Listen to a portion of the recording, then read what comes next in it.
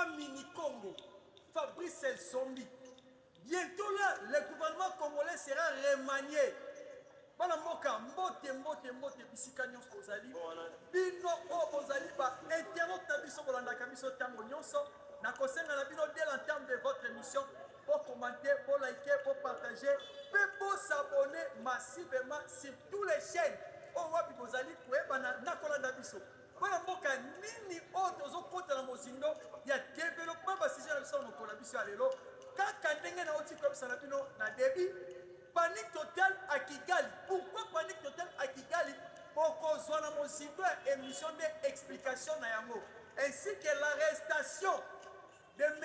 Fabrice Zombie au roi Piazali, roi Mini-Congo, ainsi que remaniement dans le gouvernement congolais. Et puis, quatrième point de Kolobela, au Italie, message fort au Donald Trump a lancé et pas M23, au Italie, Itimantom. Il y a 14 jours que le M23 se démobilise au sein de la République démocratique du Congo, peut pas gagner dans le cantonnement.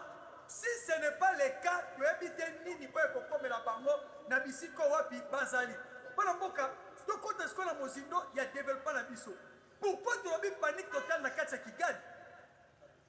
Peuple congolais, tu as dit comment on a Awa, à la veille, il y a pour parler, Moko na Doha, Moko précisément dans Katsa Washington.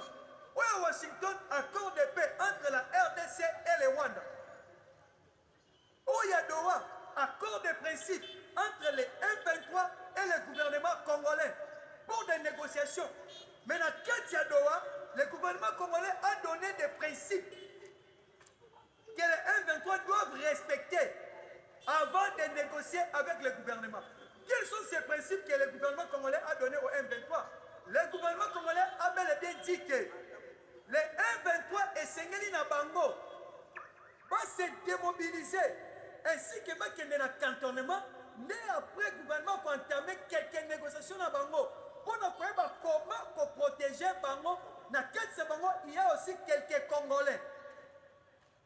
Mais plus loin encore qu'on est à répondre, il y a Kolobanini que Bango, souci na Bango, si on peut changer la constitution, on va changer Yango. Pour tout le monde, dans Oezali, régime unitaire, tout qui est un régime Oezali fédéralisme. Tandis que la RDC est un régime unitaire. Au côté de services qui vont selon Nenga Tondimaka, Bokonzi, Auto Aline Moto, marque démocratie, Auto côté de la Katia Congo. Mais qu'on est avec ses alliés, avec ses amis, Bakoum Senabiso, et c'est un truc qui est le fédéralisme. Or, que Banamoka. Côté la carte fédéralisme, ils allaient directement comme ma République démocratique du Congo dans la balkanisation intellectuelle. Pourquoi j'ai dit cela? Parce que dans la carte fédéralisme, toutes les provinces sont autonomes dans la gestion de Yango et qu'on s'occupe de ma caméra dans Dengue na Yango. Comme les gouverneurs dans la province Moko, à Kazaloko, le président de la République, à Kosala Makambonyoso, où était le gouvernement central? Et Bandako récupérer quelques pourcentages amicaux.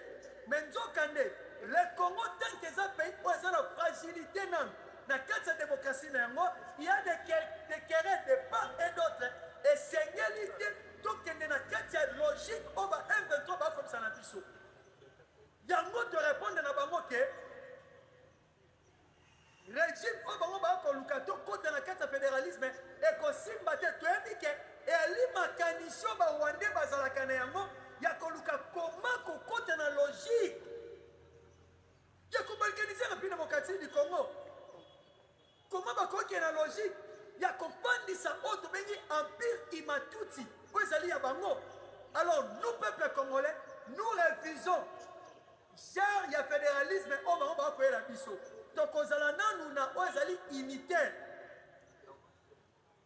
Pour tout yeba ko consolider nanu force na kati ya pays na biso. Pour tout yeba ko fandisa nanu oyo ali boko nyonso ya République démocratique du Congo. Peuple congolais, Donald Trump a yé ko lancer appel ultimatum et peuple M23 apesi bango 14 jours. Na 14 jours wana lobby et sengeli tous les M23 va se démobiliser pe ba kende na cantonnement.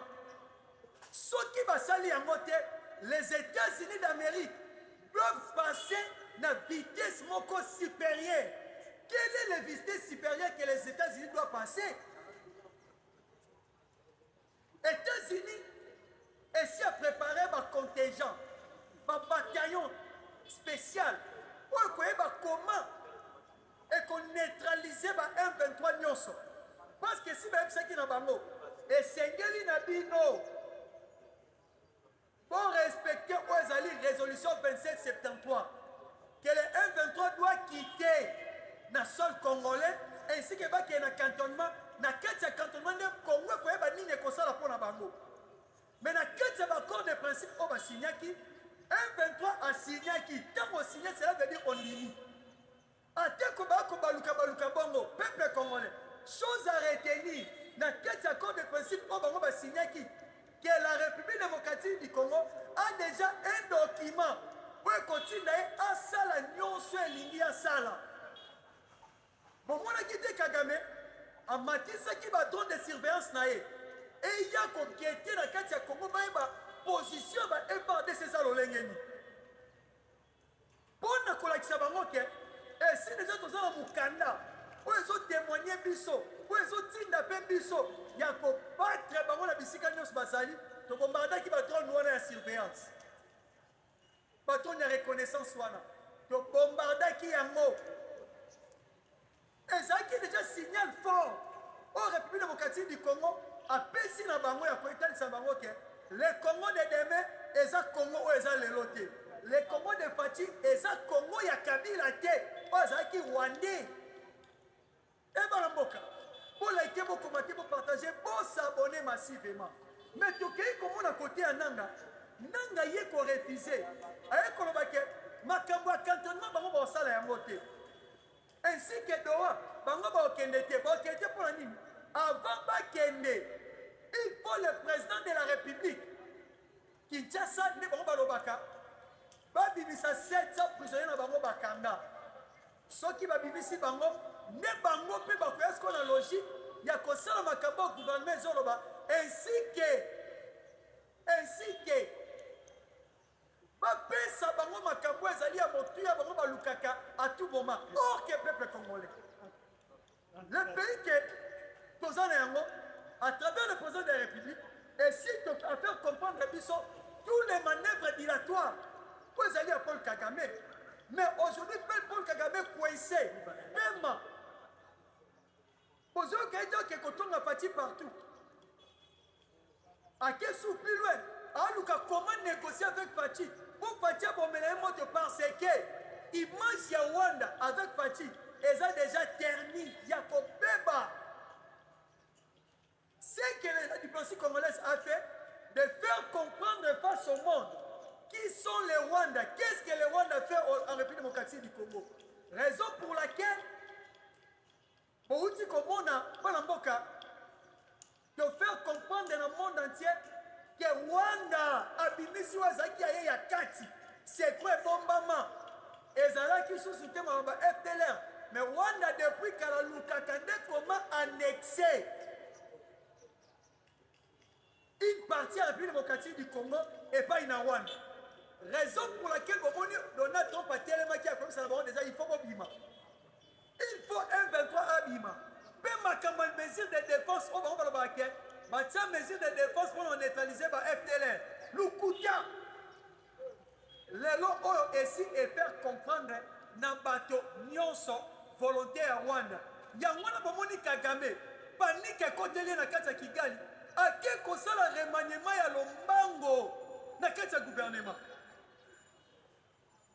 Peuple congolais abandi nanu na kolongola oyo ezali premier ministre baumeli na ye basali na ye plus moins 8 ans. Kagame ekala na pete boye alongoli ye sans voir même demande d'explication moko boye. C'est de là nous avons compris que au Rwanda, il y a une crise. Ainsi que dans la armée, Rwanda Longoli, les militaires et occupé ma poste de clé. Surtout les Hutu. Ah, vous bango. Pourquoi ça les bango? Et ça pour Allah qui sa image Moussousou liboso ya communauté internationale. Liboso ya Union européenne. Liboso ya Conseil de sécurité des Nations Unies.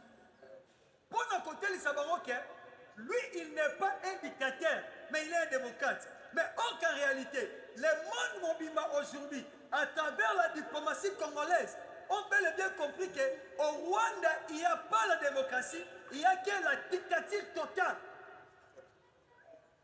Kagame yozo kanisa, ndinga sali bongo, akanisi asali malam. Tokande asali sus ko s'enfoncer. Azo toujours ko s'enfoncer. Azo kena kobunga. C'est le temps du Congo. Onyo sortele bako kweya.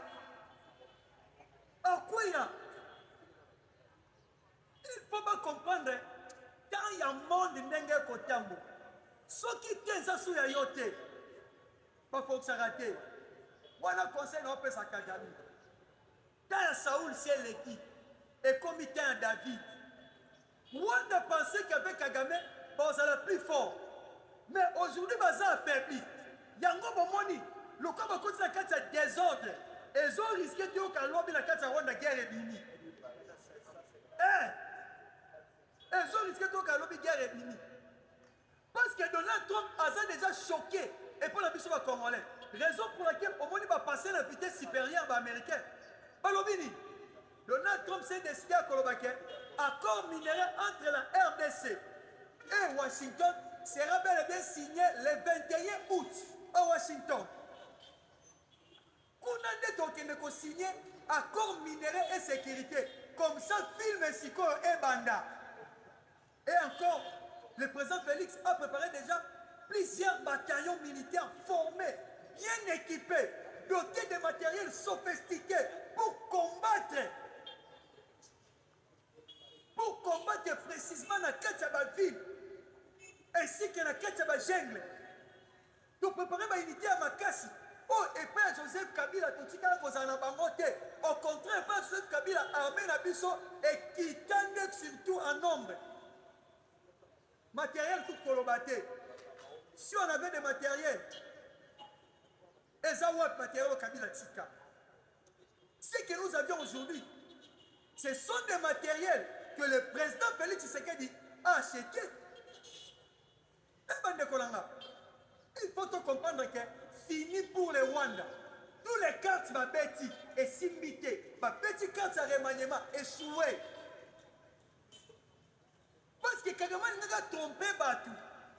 Comment il y a ça d'accord? On a changé le gouvernement. Et les mêmes cartes, le président Félix aussi a joué cette carte. Alors, Bini, bientôt là sera remaniement, il y a gouvernement. Mais la carte de remaniement, il y a gouvernement Salema. On va maintenir Madame Zidit Kilouka Soumi. On va maintenir ministre économique Daniel Moukoko Sam. On va maintenir Patrick Mouyaya. Jean-Pierre Bemba va maintenir, mais va changer de poste. Neto Koyoka hier a combattu la défense. Ozon a nekuna. Mais, on va comme on a piloté.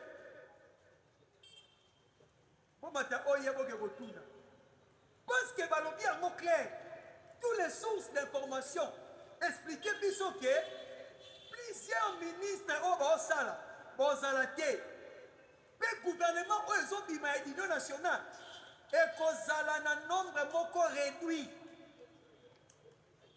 Au secrétaire général du parti moko n'a-t-il côté à ministre au boko nommé. Président de la République a dit pas question. Bateau nyon so bo pesa kingai.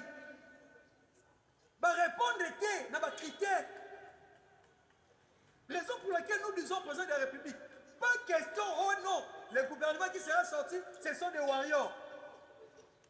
Donc, moni ba warrior awa, ba sale l'autre côté. Donc, ici, comme la biso ba gaulois. Ba gaulois fait la concurrence dans mon warrior, donc on a sur l'autre côté. Tu as posé un gouvernement, bateau ba ministre. Vous allez responsable. Selon les sources des informations, si la ligne était fait comme un ministre, tu es un ministre Yanini. Alors moi la IGF mais comme ministre attention il y a joué à la makambo mbongo il y a contrôle en mbongo so makambo mbongo na kati gouvernement za la kawapi na tangi poste te bino mo kende koluka. Il faut que le président travaille avec des hommes sérieux, des hommes droits, des hommes au wapi am ya République démocratique du Congo et fandati na souche na bangwa mike. Yo moko shikoza oyebike, j'ai rien fait pendant que j'étais ministre. Kolukira biso makamba kota te, to na posa te ba discours. Si quand on a posé à batu oyo, va travailler durement et fortement au sein de notre nation pour élever la nation congolaise. Et ça qui vous pèse votre bon, on va le rabino, on va dire une sabino. Non, dans la posa batu on a été, attends, on peut s'habiller son bon côté. Mais il y a quand des salles pour qu'on voit Tongoma, pour qu'on voit qu'il y a des ligoso. Peuple congolais. Il faut aider le président de la République pour élever la nation congolaise. Palamboka. Si Koyo, Makambo est concerné, précisément au Italie, ma réponse à Corneille Nanga, suivi des réponses de Ouazalendo, peuple congolais. Pendant que Corneille Nanga Oloba, alors on a un souci dans mon thème. Ce que tu as longuinaye, on comprend que Moutoyo a un problème. Pourquoi on dit bongo? Quand on est aya a Simbanyo Kanakatikati. Quand par lobby, il y a à répliquer. Alors, Makamba cantonnement, dans ça la moté. Démobilisation, dans ça la moté. Mais en bon États-Unis, ceux qui ont dit Makambunaye, à Kokisa Yango. Cela veut dire, comme on a Joseph Kabila, comme on a Corneille Nanga, pendant que Jonas Savit, vous avez dit que Jonas Savit, il y a un bongi, c'est un peu comme la score Bango. Parce que les Américains ont bien dit qu'il faut écarter Joseph Kabila. Et raison pour laquelle Bomoni, dossier à Joseph Kabila et Fongwami. Oh non, on peut coopérer avec la justice. Non. Et puis, ministre à l'intérim, il y a justice congolaise. Alors, dit Nabisoni Libanamboka. Concernant le procès Joseph Kabila, l'ouverture du procès Kabila, le ministre de la Justice a dit ceci. La justice ne négocie pas. La justice ne dialogue pas. La justice a un calendrier différent du calendrier politique. Samuel Memba, il a bien dit, la justice a un calendrier différent. Il y a politique. Cela veut dire, à tel côté dans Doha, à tel côté dans Washington, mais pour la justice, ils ont l'infraction qui au Bakabila Basali. Ils ont l'infraction qui au Bananga Basali. Cela veut dire, comme le Conseil de sécurité des Nations Unies, ainsi que tous les rapports, pour il faut que bateau Nyonso Basali va acte criminel, va crime contre l'humanité, va répondre précisément dans Ouazali, haute hiérarchie. Il y a la justice dans le monde. Raison pour laquelle, avant que Kabila ait dans ces pays, il faut avoir condamné, premièrement, à la République démocratique du Congo. Makambo bolo ba dialogue wana etali justice te. Makambo bolo ba négociation etali justice te. Justice a un calendrier na ye autrement que la politique. Ministre de justice dans lobby yango ngai te. Na ye kaka ko relayer makambo na pe ko pesa biso pole na yango. Awa na kati ya Congo. Na poso makambo etali Kabila. Qui est sur du colonel, le crime contre l'humanité, soutien à un mouvement insurrectionnel qui a endeuillé la République démocratique du Congo. Raison pour laquelle et les Kabila et les Nanga sont déjà en débandade, en déroute totale. Sont déjà condamnés. Si vous mettez ma solo, il y a 700 personnes qui vont dire papa. On va kangi ba mona buzobo ba sali ba ko répondre à la justice. Ceux qui vont kufa kuna parce qu'il y a un colonel qui vient d'être décédé aujourd'hui. C'était le samedi dans la prison centrale d'Andolo. Un peuple congolais. Pour ça, il faut justice et seulement. Le lingue, oh madame Thérèse, quelqu'un m'a l'obaki. Et qu'on a qui vient mon côté sans Kozanga et sans Bisselo na yango. Il faut que Sambi Sami et Zala.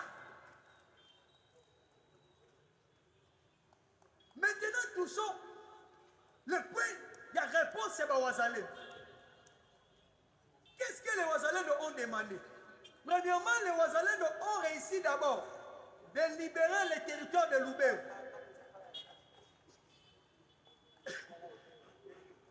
On réussit encore de libérer plusieurs localités dans les massifs, dans les Routchou, dans les Niragongo.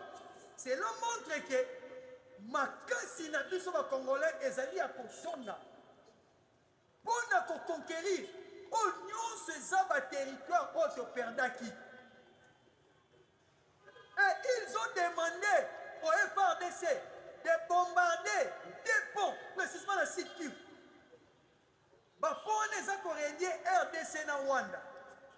Comment? Pont moko eza koredie Bukavu na Rwanda. Pont moko eza koredie Kamanyola na Rwanda.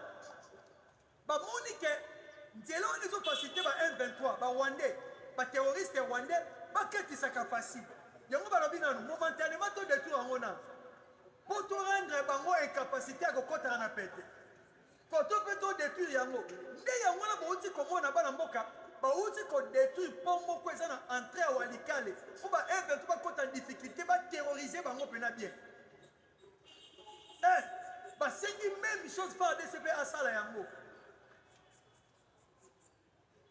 parce que ceux qui font des asali yango et kozala bien tellement bango baza armée républicaine, armée loyaliste, il n'y a plus de démocratie du Congo. Logique yangwana, oyo ba wazalendo ba sengi. Et sengi le gouvernement congolais a salé la biso yango. A salé la biso yango. Bana mboka. Siko makambo etali attaque pour que salema kilobi. Na kati ya Ituri ate kone salama kezaki bane bayaki kosala mo bato tobengaka ba ADF bata ADF ba l'église moko précisément na kati ya nini précisément si je ne tombe pas na Mahaki ba bombarder bato kuna na mboka moko kuna bato bakufi plus ou moins 38. En mettant ma salle en tête, il a réussi il y a Kokanga quelques années. Mais il a réussi à neutraliser quelques années. Mais si vous comment on va aller pour ça du peuple congolais, ouvrons nos yeux. Les alibas j'ai pas tout ça maintenant Ougandais. Vous voyez que ADF en réalité ce sont des Rwandais, mais utilisés par les Ougandais. Parce que Bango Bakoluka à tout prix va récupérer Ituri. Si Kisangani, moi je me souviens que vous plus là lobby que ote bakoko na yeba yebi sakaye que Kisangani ezalaka ya bango. Nyonso wana koluka comment bakoki ko s'accaparer na terre congolais. Pour besoin facilité. Un peuple congolais. Pour besoin facilité. Yako yibaka ezali or na biso parce que Ituri na bomoni Kisangani na bomoni minerais za makasi na ex-province orientale wana eza or moko ya teneur ya likolo yango moni Museveni ye enviaka nde o ezali ancien province na biso ya orientale oto no benga l'époque Mobutu o Zaïre on a monnaie qui m'a Museveni, ayaki ko lancer appel. Ya kolobake, et sengani na ba code ko ba kitsa minduki na bango. Po ba na posa ba ya tiki sangani. Moko ya provocation au moins Museveni a sali. Contre biso ba Congolais. Mais bandeko, yo abisi bango clair. Tout ce que vous êtes en train de faire n'aura pas l'impact à la République démocratique du Congo. Parce que la République démocratique du Congo, c'est un peu Léopard ou Vandaki, le Rossia Télém, à Tcheba Grif Naye. Tu as vu ça, Museveni, qui coco commis na yango, essaye aux omeka. Donc, on a attention à la République démocratique du Congo. Ma belle à Congo, atteint 0,1 cm. Donc, c'est dans mon amouté. On est si qu'ils ont occupé le 1,23, tu as récupéré Yango. Ouganda kotika na kozela l'autre côté. Raison pour laquelle Luboya Kachama Johnny, le gouverneur militaire Ituri, a répondu à moi à Museveni Abissier. Ceux qui ont mobile ya solo, basala circoncision, bakata ngenga, yakoya kozo kisangani. Et puis les mobile ya solo lobarate, bandu banoyozo kisangani mais yakati. Yango moni bozalendo ba frapper bango ba Ugandais wana. Pour l'hôtel ça bango ke bande kotika meto e comprendre ce que bino bozwa ka double G. Mais aujourd'hui, vous serez bel et bien anéantis à plein coutil. Peuple congolais, notre pays restera indivisible. Tout si Mamouké Makambo est concerné, ville province à Kinshasa, Yamboto Kota, j'ai salué d'abord les notables excellents. Au nom, il y a Nani, il y a le notable Jean-Marie Mboma depuis Tcham. Notable qui a aidé le gouvernement congolais pour la campagne de sa sécurité, précisément dans la ville province de Kinshasa.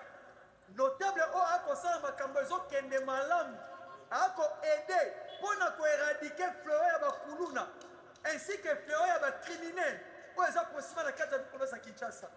Dans la ville province de Kinshasa, le président de la République a tapé la table. Alors, ville province de Kinshasa est commis salité. Wanangaïté, parti de la lobby à mon conseil des ministres. Parti de la lobby à mon conseil des ministres. Ville de Kinshasa est commis salité. Dans tout la mituna, bande konanga d'internet pour l'andanga. Ville de Kinshasa. Et ça la motakambaka ya moté tondengini. Ville de Kinshasa. Écoute, il s'est bon autoté. Si l'autre commune à niveau, le président de la République a fait comprendre les bus que Moké a salité. Mini Bakansa, le président Tambola, le président de Fati n'est pas Kabila. Oh, avant d'en Mitendo, à Kopete, à Plainaye, à Kopete, à Jaba Moto, à Katsanda, à Batete. Au moins, le président lobby. Ça veut dire à comprendre quelque chose qui ne va pas dans sa vie. Dans sa vie. Comment on a bokasa ol? Ne pas tout le monde qui dirait qui vit. Mais les lots, le président de la République, lesquels ils sont dans bokaso tala yango. Donc sous salito yo mona ki koto kendaki. Ezaki le kuka. Il y a Solonde Awa. On avait Jekoko ici. Dans 2 semaines, je peux réussir. Quoi, Séni? Par rond-point Moko. Plus de 4 ou 5. Ce qui est là, moi, propriété, côté Mouké, côté Mouké. Malgré tous les lots, on va l'assainissement à la tête. Na poilou. Et ça, j'ai coco. Tu as le pour le bois qu'elle va faire pour le publicité. Tu as le na temps où il y a Salaki. Et c'est le bino, vous appelez Sikoyo. Pour ça, la bongo, pour dire qui c'est comme un soin. On peut Gambela, les Aiki montagne, les autres n'engagent comment. On peut Willeri, les Aiki sont n'engagent comment. Oh, les bisous, oh, tu es Siko, tu rends un mot propre. Mais tu as comme ça, sous un mot salité, tu as occupé un mot. Pas de moka. N'enseigne le gouverneur Daniel Bouma. Mais c'est le gouverneur. asédir ville oyo ya Kinshasa et alinda siko yo kokamba kotisa mpe sécurité ya malamu na kati ya ville province ya Kinshasa dote bajip ba 4x4 mpe ya la police mpo akoka kokoma mosika mpo na kosécurize ville province ya Kinshasa. Tomoni ministre intérieur le VPM Jacques Chabani Loko mosala asali ezali oyo tobenga bakabasele badenset wana asombi yango ebele bana mboka mpo na sécurité na makambo etele intérieur yango mpe tosengi na gouverneur Daniel Kukumba Lubaki yo mpe dote la police mituke kosala sécurité et puis mpe bato baosala assainissement bango nde batiaka propriété na Kinmazière awa na hôtel de ville mais senge ntongo baosala mosala lifuta na bango esengeli ezala mais lelo bakomi kodéclare 3 mois d'impayement monsieur le gouverneur futa bango mbongo na bango mpo ville ya Kinshasa ezala redoré na image propre. J'ai dit et je vous remercie.